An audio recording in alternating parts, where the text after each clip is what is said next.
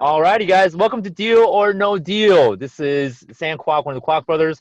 I know last week, the last time we had Deal or No Deal webinar, you guys had Daniel, and I hope that you guys had phenomenal time with Daniel. And in many ways, Daniel is actually a better real estate investor than I am. He has a different perspective than I do. But in this episode, I'm going to give you guys my perspective, my experience behind real estate investing and the deals that you have. So a couple ground rules and housekeeping rules before we get to our first participant that wishes to share their deal and get to pick apart to see if it's a good deal or not a good deal.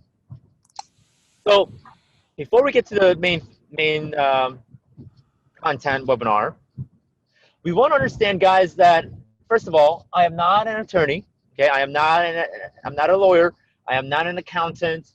I'm not a financial planner. Nor am I a licensed real estate broker. So anything that we talk about today and mention in regards to strategies, financial strategies, tax laws, whatever it may be, guys, I want you guys to consult with licensed professionals in everything that you guys do. Right? Can we all agree with that? Right? So I want you guys to make sure that you rely on professional help. What I have to share today, guys, is purely on my opinion and my experience. And just for those who don't know, just to give you guys an idea, my brother and I currently have 76 units of rentals. We've done a couple fix and flips. We've done wholesale deals. We've raised about $12 million of capital, and we're definitely pushing for more. And in about 2 weeks, we're going to be closing. Actually, next week, now that I think about it, next week we're going to be closing on an 18-unit apartment deal. Only 10% down, owner financing, 4% interest. It's a smoking hot deal. We're going to be closing it next week. So officially we'll be closer to 100 units than ever before. So once we hit 100 units, we'll have a special webinar on how we got to 100 units and so forth. So guys, all in all, I'm just going to be speaking out of my own experience. Make sure you guys are always pursuing further education. You guys are learning from other people. It's super duper important. Now, another thing I want to mention is that when you bring a deal, right, when you talk about your deal, when you get to share your deal, which you guys will have that opportunity, I want you guys to make sure you guys understand that whatever you share, like I mentioned before we started recording, I want you guys to understand that what you share will be published online, whether through YouTube or Facebook. So if you do not wish to disclose certain information, guys, just don't disclose, right? So I will probably not disclose, don't disclose street address, the whereabouts of the deal, any clues in regards to where the deal may be. All we would like to know is just basically the numbers, the nature of the deal, and the strategy and what your goals are. So that's pretty much what we need to do, what we need to have, right, to analyze the deal to see if it's a good deal or not a good deal. All right, so I'm going to mute everybody because we want to make sure that people are having an opportunity to talk, right, amongst each other. So I'm going to go to the chat box, okay? So do we have our first contestant, our first participant would like to volunteer their deal? So by the way, there is a chat box available, so go ahead and put their chat. Okay, we got Nelly Berea. Hey, what's going on, Nelly? And I think I saw Alex earlier. So I'm gonna unmute you guys. Give me 1 second. I'm gonna unmute Nelly.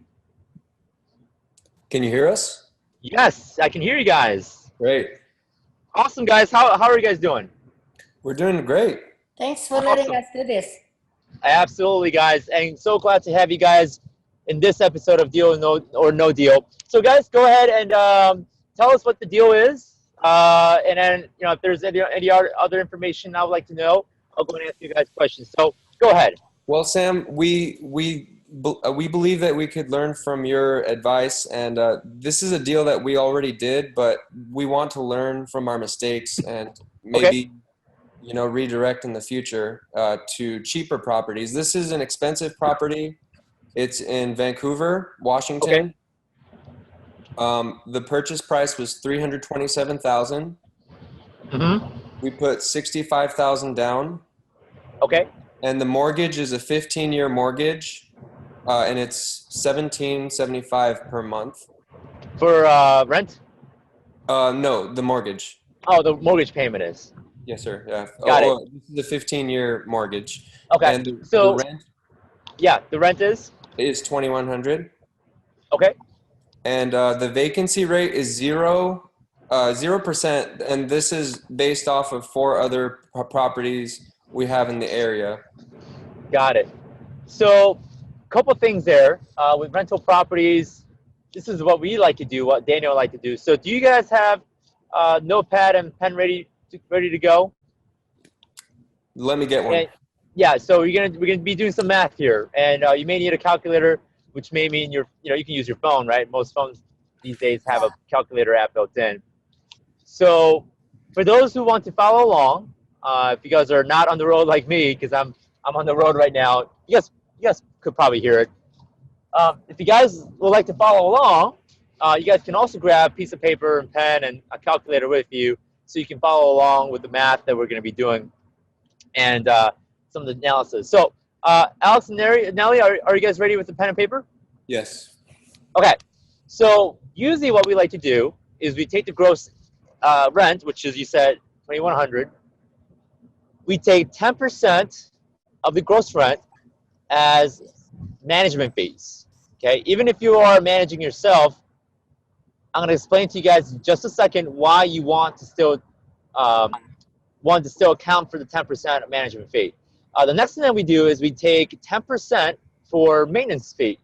So that's maintenance reserve, right? So in case something happens in the future, we want to build a reserve up to where if we need to replace a furnace, or we need to replace the roof, if we need to replace paint, right? We have the maintenance reserve that pretty much covers any ongoing maintenance or any future maintenance moving forward. Now, I know you guys said 0% for vacancy. Here's the danger in putting your properties or analyzing your properties with 0% vacancy, is because what if vacancy does happen, right? What if there's a bad month for, let's say, 30 days or 60 days that your property's vacant, right? Obviously, you don't want to be hit with an unexpected cost that you didn't expect. So you almost always want to account 8% to be your vacancy, which 8% covers one whole month out of the year for vacancy. 160. So I know you guys might have tenants in there already, and they're long-term tenants, or they may stick around for a long time. But all it takes is 1 month of vacancy for your whole figures to get screwed up, right? So you almost always want to anticipate vacancy no matter what, even though you think you're not going to have one anyways, because things happen, right? Sometimes your tenants, they lose a job and they stop paying rent, and now you have to evict them, which means you may have a whole month of no rent. So you never know. You always want to build that risk premium of potentially having a vacancy into your figures. So that's kind of recap. 10% for maintenance, 10% for management, and 8% for vacancy. Yes. And on top of that, go ahead and subtract. You're going to subtract your property taxes and your monthly insurance payment. So we're going to express this in monthly format. So Alex and Nelly, go ahead and write down. Go ahead and do the math. 10% management, 10% maintenance, 8% vacancy. Subtract your insurance and property taxes. What you should get, guys, is your NOI, right? Net operating income.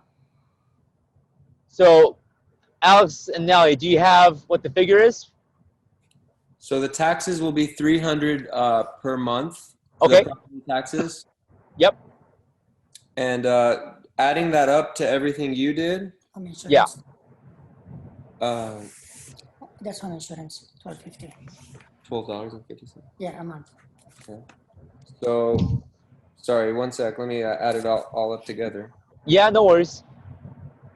So Yeah. while you guys do the math, this is pretty typical. This is now, again, here's one thing that I don't want you guys to do is think that this applies to every single market, because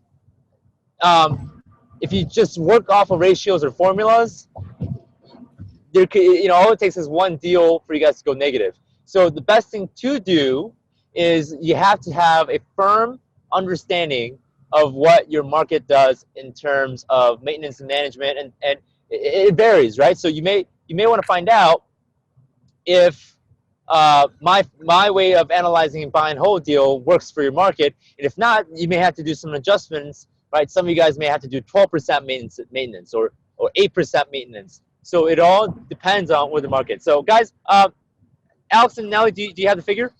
Yeah. So after all this is subtracted, it's 1,200. We're left with Okay, that's perfect, because typically 50% of your gross rent, so anywhere between 45 to 55% of your gross rent will go towards expenses. And those expenses are what I just described, right? Management, maintenance, vacancy, insurance, the taxes. So what you have left over is your net operating income. Now, let me ask you this. Does your mortgage payment also cover your taxes and insurance? Yes or no? no.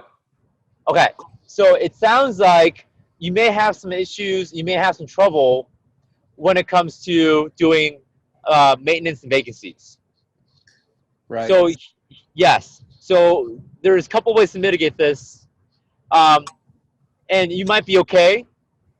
Okay, you might be okay because, and the reason why I say that is, you guys are at a 15-year amortization, which means you guys are building equity.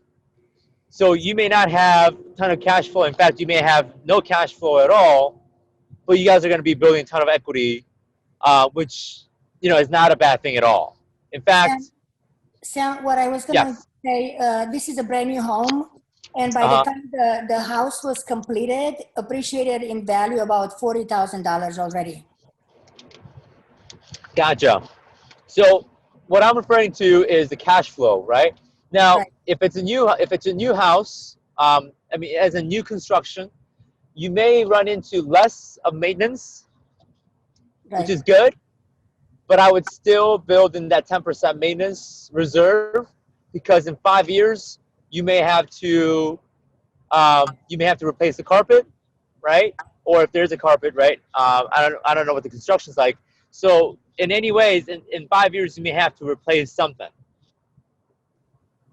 So hence why I say, even if it's a new construction, you may want to start building that maintenance reserve now, so that in 5 to 10 years you're not having to fork over money, your own money, to replace the furnace or replace the roof, replace the air conditioning. So these are the things that a lot of investors that get started, they get hurt on, is they buy a property and they don't realize in 2 years or 3 years they may have to replace the furnace, and you may not have all the money in the world to replace the furnace right away. Typically, what you want to do is you want to build in that reserve. You want to have kind of cash set aside that you can easily self-insure any sort of maintenance down the line. Does that make sense for you guys, Yes. Nelly and Alex? Yes. Yeah. So what you guys did is not a bad thing, because the only thing that I think is putting the deal together is the whole 15-year amortization. You guys are building equity, and you guys are paying less interest, which is never a bad thing at all. So you may not cash flow all that much, or even if I'm thinking about it right now, you may not cash flow at all. You're building a lot of equity, which is good. You want to Sam, build, yes. can we ask you before the webinar ends, can you Yes. give us an example of a property that has a great cash flow, maybe from your own portfolio? So here's an example. And keep in mind, guys, there's a lot of arguments and debate, and this is a debate, okay, that people think you should sacrifice equity for cash flow. So here's an example to give you. I actually have a 4-unit deal. Actually, that was my first deal that I ever done. My first deal was a 4-unit deal. And this property, what's really nice is that it's on a 15-year amortization, but it's still cash flowing $700 a month. So that's actually not bad, right? So it's a 4-unit deal. I did 10% down, which the purchase price was $150,000 down for a 4-unit. Here, it's Midwest, so you're talking about cheaper properties, right? Out in West Coast and East Coast, you may not have that kind of price, right? You have a different type of pricing. But here in Midwest, we can buy properties for $150,000 down to 4-unit. And so what's nice about this property, like I said, we did put it on a 15-year amortization, and it's still cash flowing $700 a month, depending on what maintenance we need every month.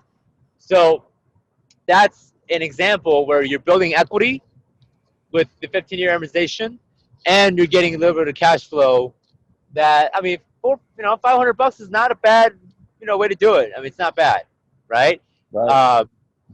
Typically a lot of people do $200-300 cash flow, even with let's say a 30-year mortgage or 30-year amortization. Which, by the way, guys, I'm not really excited, or I'm not a huge fan of 30-year amortizations, simply because with 30-year amortization, you don't build equity fast, and you tend to pay a lot more interest than you typically want.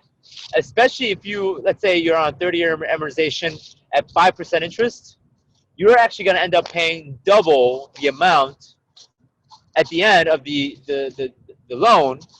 So if you bought a $100,000 house on a 30-year mortgage at 5% interest, you're actually going to end up paying the bank $200,000 total with the interest. Right. That the velocity banking stuff that you showed us was very eye-opening. We loved it. Yes. Yep. Yeah. Velocity banking. Yeah. House. I'm sorry. Come again. We are applying the velocity banking on our house. Nice. Yeah, velocity banking, guys. I mean, for those who don't know what that is, it's the concept of taking a 30-year mortgage, or in fact, any amortized loan, so student loans, car loans, and I'm sure, some of you guys may not be interested in doing this, but it's the concept of taking a 30-year amortization and paying it off within 1/3 of the time, 1/3 of the interest, without forking any extra money to pay it off. So I know a lot of you guys are not interested in that, because obviously you guys want to build cash flow, whatever. But if you are, that's something that we can have conversations about later. But for right now, it sounds like for you guys, Nelly and Alex, what's really, like I said, what's really holding that deal together is going to be that 15-year amortization. Just to be truthful here, you may have a month or two where you may have to fork over $300-400 in terms of maintenance, but like I said, that 15-year amortization, that's you want to build that equity. Now later down the road, what you can do, guys, for you and Nelly and Alex, you can actually sell the property and do a 1031 securities exchange right into a multifamily apartment. So what I mean by that is, let's say you paid it off and you're halfway through your amortization, and let's say you have $170,000 balance in your principal. What you can do is sell the property, 1031 exchange the $170,000 as a down payment to an apartment building. So that will get you to an apartment building if you can 1031 security exchange from your Vancouver property to a multifamily apartment, which means you get to create even more cash flow, and you have a higher you're into multifamily, right? That's what everyone wants to do. So that's the possibility that you can probably create, especially because you guys are paying down the principal fast with the 15-year amortization. Great. Thanks so much for your help, Sam. Absolutely, guys. So thanks so much, guys, for jumping in. Yeah, absolutely. So I'm gonna go ahead and put you guys back on mute, and we'll have another contestant / participant come on board. So anyone like to go next? You guys can put it in the chat box. Oh, hi. This is Bipin here. I'm sorry? This is Bipin here. Hey, how's it going? Good. I have multiple questions. In one of your videos, you talked about taking over a deed from people who do not want to live in their house anymore. Okay. So how do we go about doing that? Like, how do we find people who actually willing to hand over their deed for their homes so that you could, instead of creating and applying for a new loan, we can just take over their current loan and pay and then eventually take over the house? Is that how it works? So, let me first get your name again. What was your name again? It's Bipin, Bipin, Bipin. Oh, Dippin. Okay. Yeah, I didn't want to call you anything else, right? I mean, I want to call you by by your name. So Dippin, what you may be referring to, and it sounds like what's called subject to deal, a subject to transaction. Okay. So what that subject to is a shortened down version of subject to existing mortgage. So what it sounds like, what you're saying is, and I'm going to repeat this back to you in a different perspective, and tell me if this is what you're referring to. It sounds like you're basically saying, as an investor, we're going to go ahead and talk to a homeowner. The homeowner is going to go ahead and deed the property to us, and we are going to go ahead and hold the deed. We're going to be the new owner. In exchange, the homeowner is going to go ahead and move out, and as investors, we're going to go ahead and move in tenants, and we basically take over the homeowner's existing mortgage payment, and we're collecting rent to create cash flow. Is that what you're asking? Yes. Okay. So yeah, okay, we're on the same page. So that is what's called a subject to transaction, and for those who don't know what that is, it's just like what I explained. Oftentimes, the subject to transaction works really well with especially individuals that may be going through some hard time in their life. And what I mean by that is, let me give you a good example. And a good example is, let's say a homeowner, let's say recently they got fired, unfortunately, right? They got laid off. They lost their high-paying job. They live in a decent home, okay? And they're making monthly payments, but now because their income source is cut off, they're behind on their payments. Let's say they're behind 2 months in their mortgage payment, and typically 2 months isn't that bad to where the bank. And again, this may depend on state laws and county, but typically 2 months isn't that bad to where the bank will go ahead and file a foreclosure right away. It's that kind of situation where you have an opportunity there where you can go and engage with those homeowners and say, let's call this homeowner John Doe, right? Yeah. So we'll go to John Doe and say, hey, John Doe, I see that you're interested in selling. And I would say, why are you interested in selling? And John Doe would say, well, to be honest, I'm having a hard time. I got laid off. I'm 2 months behind mortgage. I plan to move back with my parents and with my kids.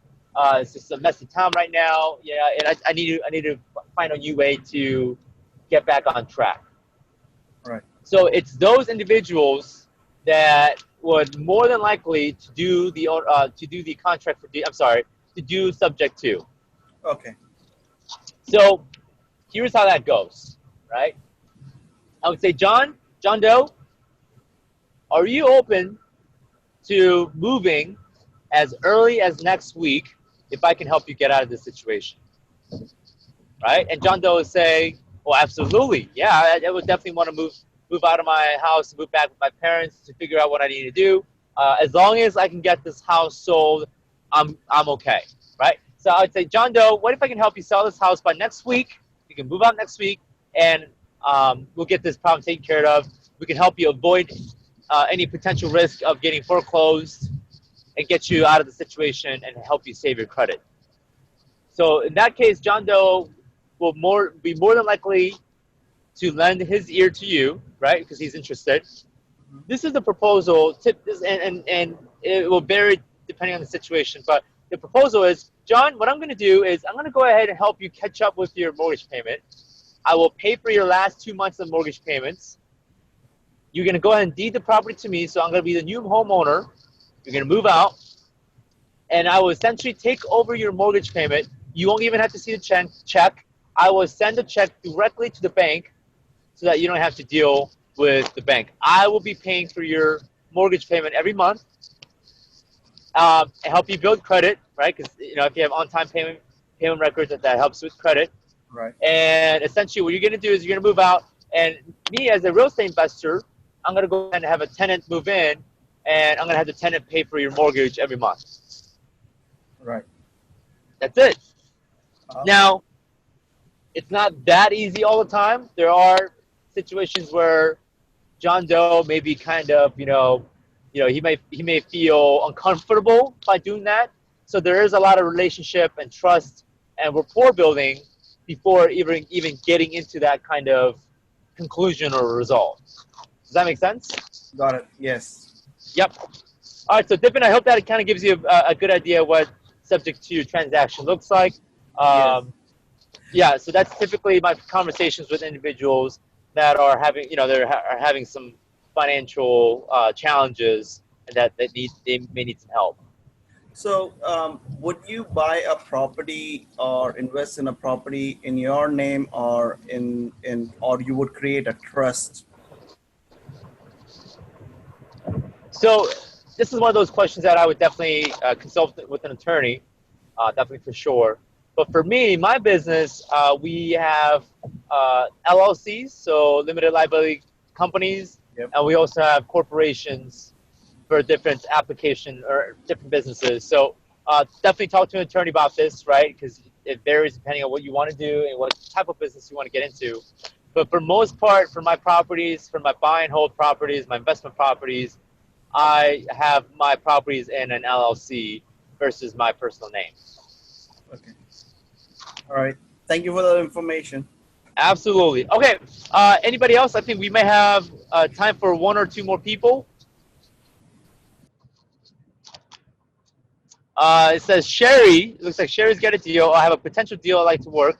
So Sherry, if you can chat, if you're listening, are you ready to be unmuted? Because I know I muted everybody. Go ahead and type in the chat box if you're ready to. Okay, Sherry says yes. So Sherry, I'm going to go ahead and unmute you here from my end. 1 second here. There you are.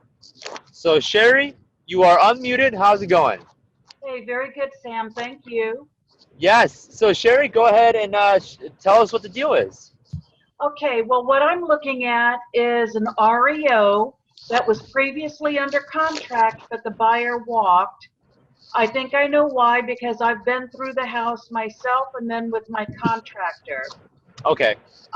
They foreclosed on the owner at a specific price, but I don't want to offer anywhere near that value. It's a total rehab. Mm-hmm. And I'm actually looking at offering only what the value of the land is, because of the previous owner whom they foreclosed on. He's a typical slum landlord, made no repairs to the home and let it Sure. completely disintegrate. It was a rental, obviously. Got it. So basically, it's a 2-story, 5-bedroom, 4-bath pool home that's located in a prime area between 4 major colleges, a university, an art school, another private college, and then a public college, a high-end public college. Got it. What I'd like to do is to be an owner-occupant and then convert part of the home into a rental unit. And I've got to go through zoning. So I'm already Right. talking to the guys at City Hall about that. Okay. But what I've been trying to do is to come up with a way to finance it. And I have a few ideas, but tell me what you think. So you said this was an REO Yes. owned by the bank. Was it ever listed? It has been listed, and that's how I gained access to the house. There's Got a it. combo lock, so I could walk in as I'm not a licensed realtor yet. Right. Yep. So yeah, I could get access to it on a combo. Yes. So a couple things there. It's listed now. I don't see that it's listed, so I think they took it off the market for a while. Okay. So a couple things here before I actually talk about the deal. Let me set the precepts for a couple things there, and I can talk about different things. And thanks for sharing the deal, by the way. So one of the main things is if you guys are working with REOs, REO stands for real estate owned. Basically banks own them, and typically how REOs become REOs is either from a foreclosure, either there could be different situations. If it's a commercial property, then it could be an REO because there was a balloon and the owner could not balloon the payment, couldn't come up with the money to balloon it. That's another situation. So that's what an REO is. In order to have access to, or at least see the REO or go through the deal, banks typically want a licensed real estate agent involved in an REO showing. So personally, as a real estate investor, and again, guys, if there are any real estate agents in the room, don't take offense to this, but I personally don't want to go through a real estate agent when it comes to doing a transaction, because a lot of time, again, guys, this is my own niche, right? This is my business, but a lot of time with my transactions and with the deals that I do, 95% of the deals that I do are creative financing, creative acquisition, right? Sometimes I get away with no money down or less than 5% down, less than 10% down. So simply having a real estate broker just doesn't make sense because, you know, the real estate broker wants their 6% commission and that cuts into this, you know, the down payment. So often, I don't typically like to have real estate agents involved, it's one of the reasons why I don't deal with REOs. Another reason why I don't deal with REOs is typically you got to come up with the entire cash. You have to come up with cash, or you have to obtain financing somehow through the bank, obviously, which, by the way, I'm also not a big fan of with bank financing. And another thing I want to briefly talk about before we actually talk about the deal, because I think it's really important to set the context of things, right, in our business. Your deal will also be largely predicated by where and how you find a deal. Meaning, how you generate leads and how you generate the opportunity will speak volumes to how you're going to end up structuring the deal. So I actually invented, I don't know if someone else invented this for me, but I don't know anybody who has, so I'm going to say I did it.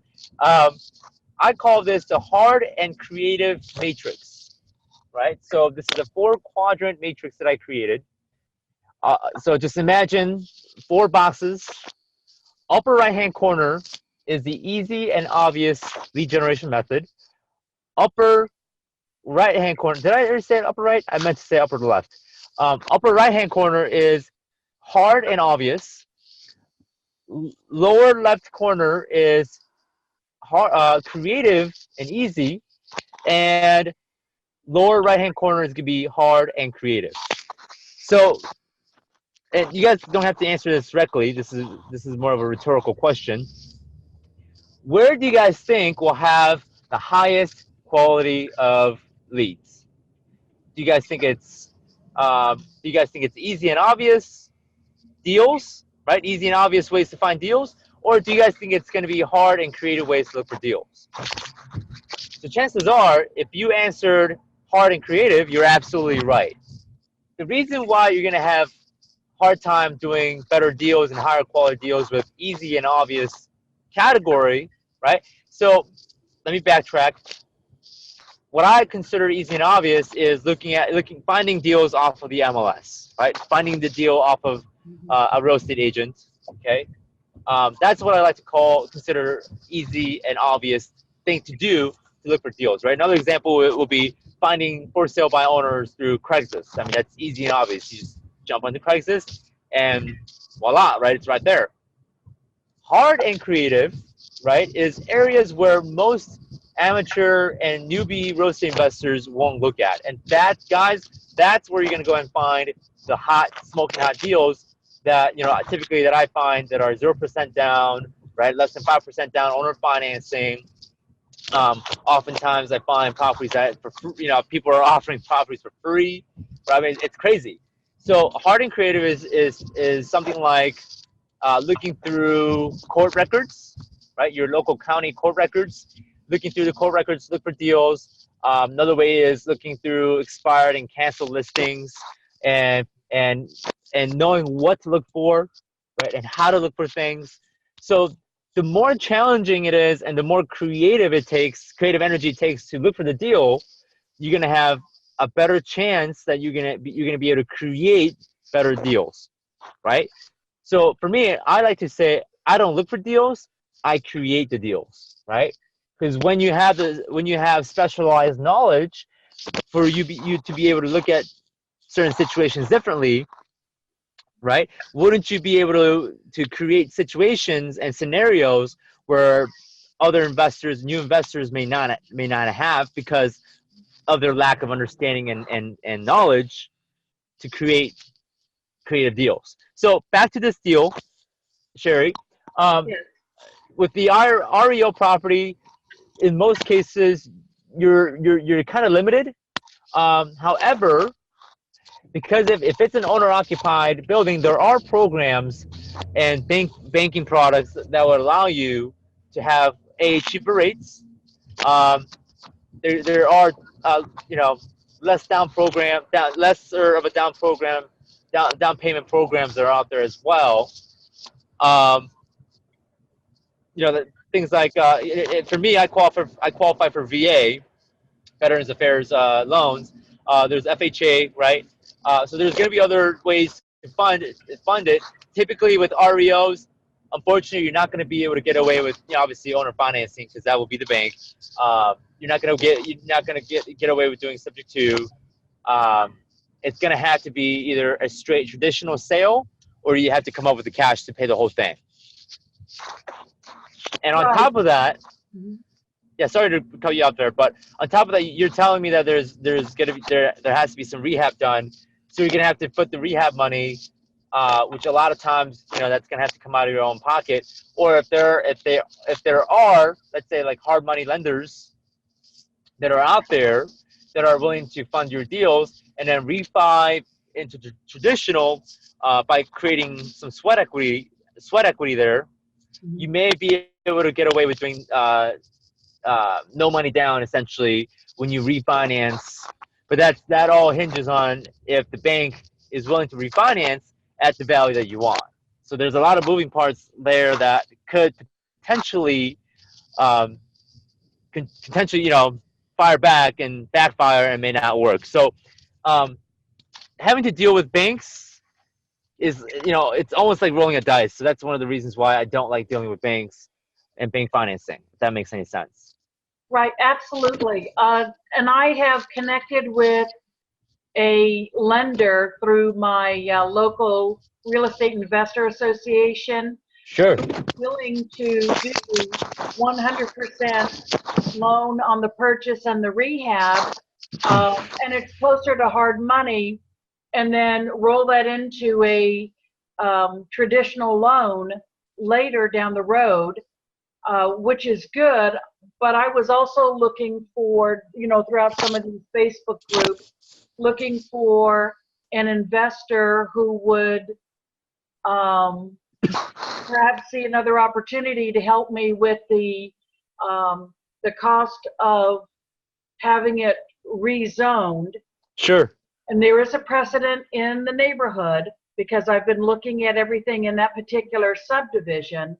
But there's a process of going through the zoning, and then apparently I have to apply through the comprehensive plan and Yes. have that changed, which sounds like a lot, but I don't think that it really is, to convert the first floor master suite into a self-contained apartment. I want to build out as much as I can, have a roommate, quote unquote, roommate installed, and then just be able to put in the final thing, which here in Sarasota is a kitchen sink. I think I can, if I recall correctly from what a friend did years ago, I can even put in a refrigerator and a stove. I just can't install the kitchen sink because that would make it a kitchen according to zoning and code enforcement. Right. So I could do everything but the actual sink. So it would be a totally self-contained apartment except for that one feature. And I could have somebody living there and then just get through that process, be approved, and then drop a sink in and bam. Close the So- hotel doors between that apartment and the main house, lock them, and I'm all set. So, You know, Sherry, I got to give you major respect because you're willing to go through all that work just to do that. I don't know if you're going to be interested in this. yeah. You probably not won't be, but why not just do a 2-unit owner financing deal, do less than 10% down, and get it, you know, not have to do the rehab, not have to do, you know, figure out the zoning, because it sounds like here's the challenge. All these little steps, they may not be hard, right? I mean, doing these little things alone, it's not a big challenge. The challenge here that I see, and I'm foreseeing this, is you got lots of little moving parts. When you have lots of little moving parts, it's just human nature, and it happens to the best of us. You tend to forget one or two things, or you lose focus or something, you know, on one of these little things that you got to do, and it tends to screw up the whole deal. So my question to you is, why not pick up a 2-unit owner financing, close to no money down, and skip all the hassle? Well, I tried it. I've been looking at different places, trying to target different properties like that. But the owners don't. The owners require a substantial down. There are no deals here in my area that are no money down or low money down for owner financing. I have called people. I have scoured ads. I even work with a guy who has spent 50 years out of his 75 creating deals. We affectionately call him the king of paper. Sure. He's written a book. I've got his information. He knows how to do these sorts of things, but even he is scrambling to try to find wholesale deals or anything like that. So, Sherry, remember how I said I don't find deals, I create the deals? Yeah.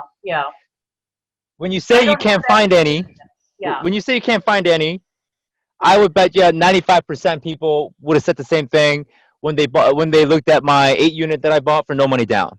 Right. I'm willing to bet that when they saw the deal, they're like, "Oh, I got to put in $250,000 all cash. There's no other way I can do this," right? So here's the difference between myself and I really don't mean to say this in a cocky or an arrogant way. And I know lots of people who can pull this off just better than I could.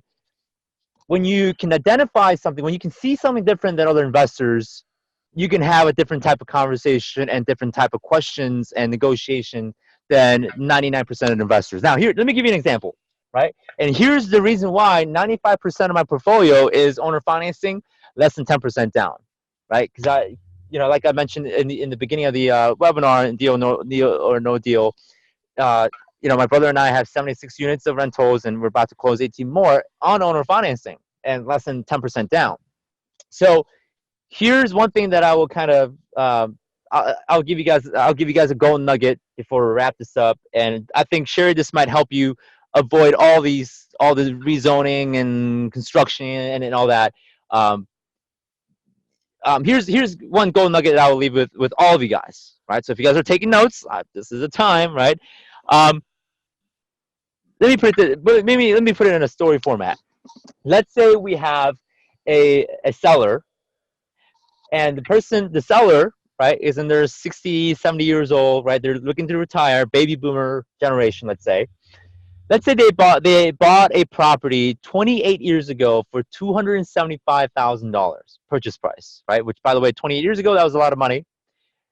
Today, 28 years later, let's say he decided to sell for the same exact price of $275,000, right? So, question for everybody, and obviously everybody's muted, so you guys won't be able to answer it. It's going to be a rhetorical question. If he sells that thing for $275,000, he bought it for $275,000, sells it for $275,000. What do you guys think is going to be his taxable income from that transaction? Now, let me tell you this. 95% of you guys probably said zero, right? I'm willing to bet, okay? Now, I'm not going to answer the question. I'm not going to tell you whether you're right or wrong.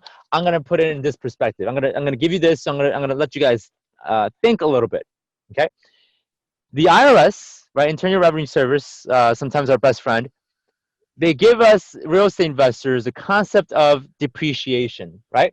So in this example, let's say this individual, John Doe, bought the property for $275,000.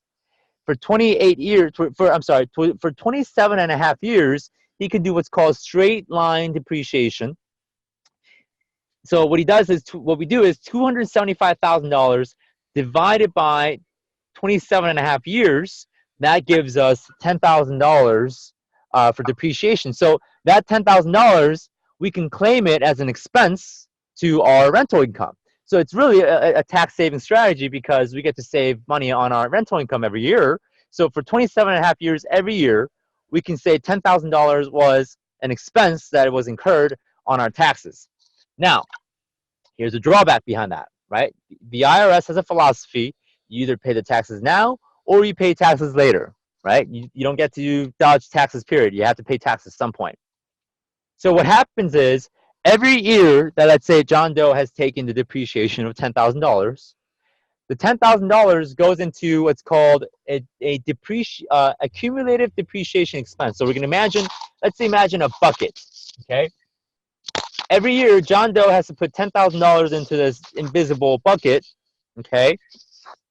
And whenever John Doe decides to sell, however much is in that bucket has to come back out as income, okay? Which means he's gonna have to pay taxes on whatever was in that however much he depreciated. So for the question for the room, okay, if John Doe had the property for 28 years and he depreciated out the property completely, how much is in his virtual bucket? Right? The answer is obviously $275,000 because he maxed out his appreciation. So when he sells the property for $275,000 at the end of 28 years, whatever is in that bucket, which is $275,000, has to come back out as taxable income according to the Internal Revenue Code 1245 and 1250. So you guys can check this out. Go to the Internal Revenue Code, right? You can Google it. Rule 1245 and 1250. Again, I'm not an accountant. Okay, I just know the law because I want to be good at this thing called real estate investing. According to the Internal Revenue Code 1245 and 1250, John Doe here has to pay anywhere between 30 to 40% taxes on that $275,000. So if you guys were John Doe, would you be happy? Yes or no? I mean, I'm sure you guys would be like, obviously no, right? Because we don't want to fork over any more money to the government if we don't have to. So here's where this is why I can get away with having the seller ask me for owner financing. I explain this to the sellers all the time, right? Especially sellers that are in their 50s and 60s and 70s that held their property for a long time. They're trying to retire and they don't have extra money to pay for taxes. I explain to them, guys, that owner financing can help them postpone the taxes that they got to pay when they sell. So for John Doe, who's looking to sell the property for $275,000, he's going to have to owe up to 40% of $275,000, which, by the way, is a lot. It's like it's more than that. It's like $110,000, right, of taxes. That's ridiculous. So if I would have proposed this idea to you guys, if you guys were John Doe and you're looking at a $110,000 tax bill, and I told you, guys, seller, Mr. or Mrs. Seller, what if I can help you postpone those taxes, continue cash flow, not have to worry about maintenance, management, and taxes, and tenants, toilets, and etc. Would you guys? And also, I'm also going to help you double your net. Would you be interested in having a quick 20-minute conversation on how I can help you with that? 90% of you guys would say yes. I mean, 10% of you guys would say, no, I'll pay the $110,000 and, donate to, Donald Trump Wall Foundation. That's probably what you guys are going to do, right? But 90% of you guys may not have $110,000 by next April when you have to do taxes. Just, not feasible. Just It's not. So with owner financing, if I can, so by the end of my conversations with my seller, by the end of my 30-minute negotiation, I typically get the seller begging me to do the owner financing. Okay? It's almost kind of like dating. You know, you want to have the, right, your crush ask you out. But all jokes aside, guys, that is typically how I like to negotiate for owner financing. And Sherry, I know you say, "Oh, you know, this is not possible," which I understand, right? I've been in that spot before. But is it reasonable? Okay, is it reasonable for us to find someone who is near their retirement age, looking to get out, that they have owned their properties for a very long time? Doesn't have to be all 27 and a half years. It can even be 10 years. Like, seriously, it could be all that. If they own the properties for more than 7 years and they're in their retirement age, would you at least be able to find those kinds of sellers in your area? I mean, there's 280 million adults in the United States. There's got to be someone that's, you know, in their 50s through 70s that have owned their property for a long time as an investment property. They're looking to retire, right? It's the questions and what you know and how you see the situation that changes the entire nature of the deal, really. So most of you guys are not getting owner financing because you go to the seller and say, "Hey, would you be willing to give me owner financing?" Which obviously the answer is no, right? People will flat out laugh at you, right? Because that's what I used to do. I used to go to the seller and say, "Hey, would you mind doing seller financing?" Right? They'd be like, "Oh, no, I want the full cash. Give me all, you know, I want bank financing." But guys, what you know and what questions you ask and the perspective of how you see the deal, like I said, changes the entire nature of the deal and what you look for, right? What you focus is what you get, right? You have to train your, biologically, you have to train your reticular activating system, your RES in your brain, to focus and look for situations that will allow you to ask the powerful questions which lead to powerful answers.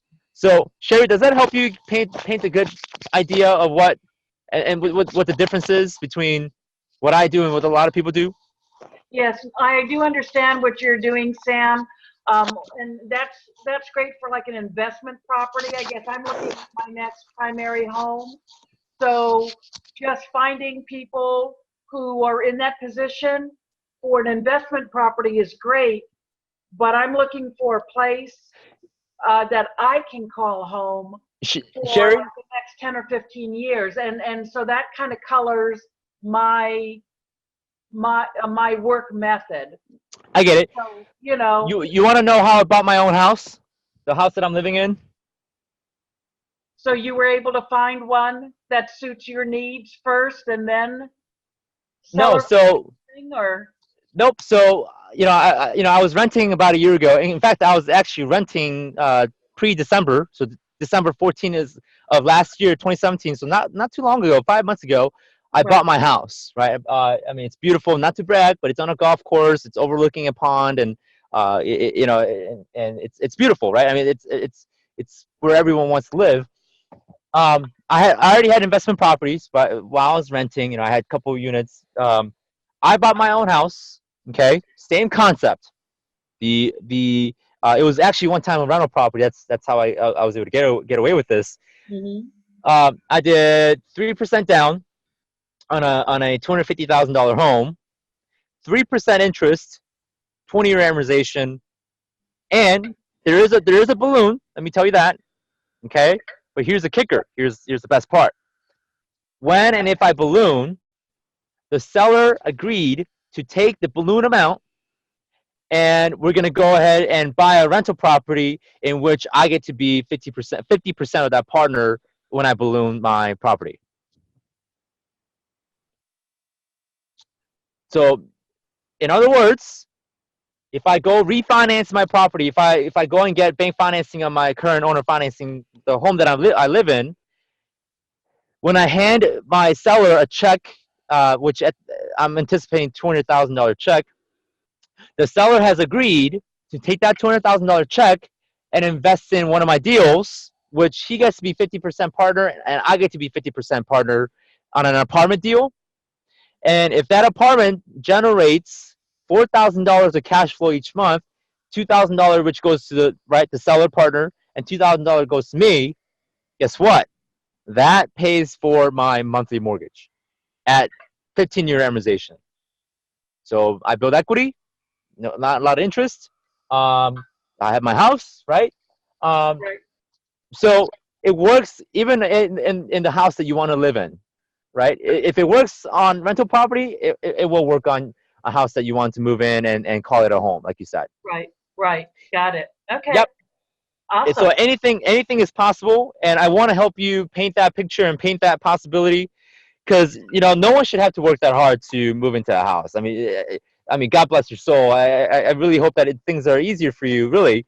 Because to me, that's there's a little bit too much of moving parts. Where if one thing breaks, right, the whole deal could be in jeopardy. So that it's just a risk that I personally see as I don't want to take on. So like I mentioned, guys, and Sherry, and thank you for sharing that. And I think it from what you had to share, it led to a conversation where I think a lot of people took away something. I'm hoping people did. So Sherry, thank you so much for sharing. It takes a lot of courage to come out and share, especially deals that you may have, and all the people who went off mute to talk. So, Sherry, and I appreciate you coming on board. Thank you, Sam. Yes. So, which actually leads to a perfect segue. And I know I talked about what changes the nature and changes the outcome of the deal, right? Because a deal is not in nature. It's not a good deal or not a bad deal. Okay, a deal cannot be bad and a deal cannot be good. It's the investor that makes the deal good or bad, right? So write this down if you're taking notes, right? It's not the deal that is good and bad. It's the investor that makes the deal good or bad, right? The deal cannot say, "Oh, I'm profitable," right? It just can't talk, right? The investor, with the knowledge and training and experience and the perspective you have to be able to see the opportunity that lies within a situation. Which leads me to wrapping. I'm going to wrap this up. I know we got 2 more minutes till 8 o'clock. I'm going to wrap this up by saying this, right? Knowledge is important. Training is important. And having a good mentor figure and having relationship is important. So what I'm going to do, guys, is if you loved what we talked about here, if you absolutely loved and thought this was valuable, if you guys had a ton of things to take away from this deal or webinar, I'm inviting all of you guys. In fact, you know what? I'm gonna this is one of the things that I gotta kind of cut down and limit myself from saying. Daniel and I, my brother and I, the Kwak Brothers, we're looking for highly motivated individuals. We're looking for highly passionate individuals, and most of you guys may not be interested in this, but we're wanting to show those individuals that are highly motivated, highly passionate, highly they're hungry. They're if you're that kind of person, we're looking to take you on and help you get access to training, resources, relationships, and people that you can surround yourself so that you too can become knowledgeable and see the opportunity in the deals that you see. Because remember, you guys probably saw the conversation that I had throughout the webinar. What you know will change the nature. So what I'm willing to do is I'm looking for a few individuals that are checking this video out, whether you're watching recorded or you're watching this live. If you are interested in taking your real estate investing game to the next level, or if you're just getting started and you need a mentor figure and you need access to training, you need access to education, you need access to relationships, maybe you might also need access to funding, right? Private capital. Then guys, go ahead and email me that you're interested in getting access to the resources that I have. By the way, I'm only taking a few individuals, so I'll probably take the first 5 people to email me because I have, on an average day, I get 50, 60 emails a day, which is ridiculous. So I'm not going to be able to open them all on a timely manner. So I'm going to take the first 5 people who email me, and you guys all have my email, right? I mean, you guys should have, because if you didn't, I don't know how you got on this webinar, but you guys should have gotten an email, my email address, which if you found this webinar link, then you have my email. So go ahead and email me as to why you're a good fit for me to give you access to my resources, the network that I have, the list of potential private lenders that I have, and if you want to see more knowledge in action, right? If you want to get more training, if you want some more help, and guys, having a mentor was the reason why me, currently a 25-year-old kid, has got 76 units. I've done fix and flips. I've done wholesale deals. And guys, I'm not the smartest person in the world. I am not, right? In fact, I probably I'm in the average person, rank when it comes to smartness. But it is because I had relationships. It was because I had mentors, because I had network and people who trusted me and wanted to help me, that really helped me get to that level where I am now. So by no means I've done this all by myself. Absolutely not. I mean, I would have pulled my hair out if I had to. But it was through the help that I got from different people, community people who had proof, right? People who had results that showed me how to get involved. And for me, I want to be able to turn around and make that same offer to you guys. For those who want to get access to resources, go on and email me, and I'll send you some more information along the way. So guys, for those who are watching live and for those who are watching recorded, thank you so much for tuning in to the Deal or No Deal webinar. This will be recorded, and it was recorded. We're going to go have this uploaded on YouTube. So if you guys would like to replay and rewatch, go ahead and definitely do so. And the next Deal or No Deal webinar, we're going to go ahead and do it. I'm looking at the calendar here. We're going to go ahead and do it on May 1st, tentatively, because I'm actually going to be traveling quite a bit. So we'll release a tentative date of either 24th of April or May 1st. We may even move it to May 2nd. So keep those dates in check. Same time, 7 o'clock Central Time, 8 o'clock Eastern, 5 o'clock Pacific Standard Time. And we will be doing another Deal or No Deal webinar, which at that time we're going to have Daniel, right, my brother, who's much more smart than I am, come in and also help you guys figure out if it's a good deal or not a good deal. So guys, thank you so much